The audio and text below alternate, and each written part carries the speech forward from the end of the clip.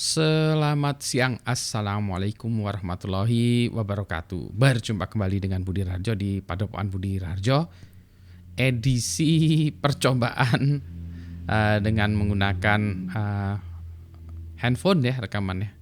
Jadi kita tidak mulai dengan ngopi dulu, yang mana biasanya dimulai dengan ngopi dulu ya. Tadi udah ngopi sih sebetulnya. Kita bahas soal apa ya? Kita mau bahas soal ini menjadi konsultan. Jadi ceritanya kemarin ada seorang yang nanya gini, Pak, saya dari dulu buat produk, sekarang saya udah capek Pak, saya ingin berubah, pengen jadi konsultan aja. Kelihatannya jadi konsultan itu lebih menarik ya, lebih mudah. Nah sekarang pertanyaannya, kenapa seseorang menjadi konsultan ya, dan apa hebatnya konsultan ya? Atau pertanyaan yang kedua aja ya, apa hebatnya seorang konsultan gitu? Kenapa seseorang itu atau sebuah perusahaan itu mengambil konsultan?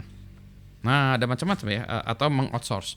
Saya ambil dari bukunya The Art of Innovation dari si Tom Kelly. Kenapa sih sebuah perusahaan itu memanggil konsultan atau meng-outsource ya? Karena biasanya satu katanya tidak memiliki kapasitas ya, raw capacity nggak kuat, jadi dia ambil konsultan aja lah untuk ini ya. Yang kedua speed ya, jadi kalau dia lambat, pakai kalau konsultan lebih cepat, outsource lebih cepat. Yang ketiga the need for specific expertise, misalnya di sana nggak ada, ambillah konsultan yang punya expertise itu. Yang keempat adalah innovation gitu ya. Nah ya, jadi dia meng-hire konsultan sebagai itu. Jadi kita kalau di outsource oleh pihak lain, orang melakukan konsultasi ke kita, harus menjawab hal-hal, salah satu dari hal tersebut.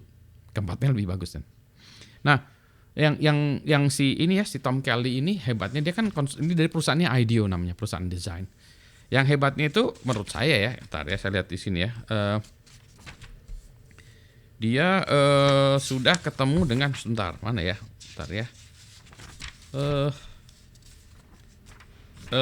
ini saya lihat dulu ya.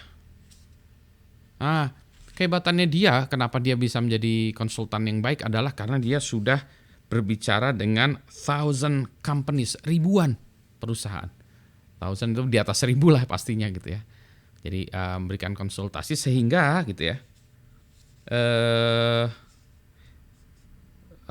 It's hard not to spot emerging trends unless you are truly asleep at the wheel. Jadi kalau kita menjadi konsultan udah ribuan ya, tentu saja kita akan dapat melihat tren ya dari perusahaan-perusahaan tersebut atau tren di industri tersebut. Itulah sebabnya kenapa kalau saya jadi konsultan ya, kebetulan bidang saya adalah security dan saya konsultan untuk berbagai hal. Saya selalu terlibat di bidang security karena itu ya, saya sehingga dapat mengamati apa yang terjadi di bidang security misalnya gitu ya.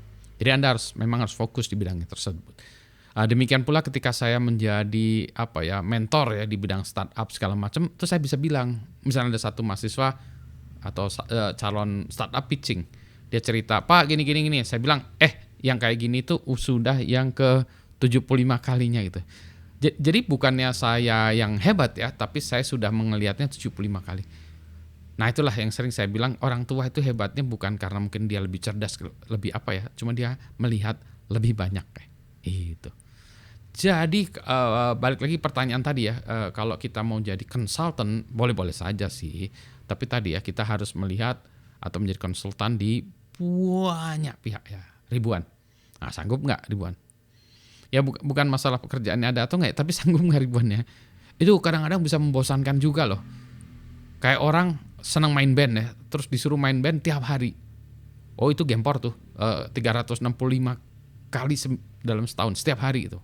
Nyanyi lagi, atau orang yang main basket ya, misalnya main olahraga, main bola tiap hari bola itu mungkin hari ke-37 udah kenapa gitu ya. Nah itu tadi ya. Gitu ya. Jadi konsistensi itu penting ya.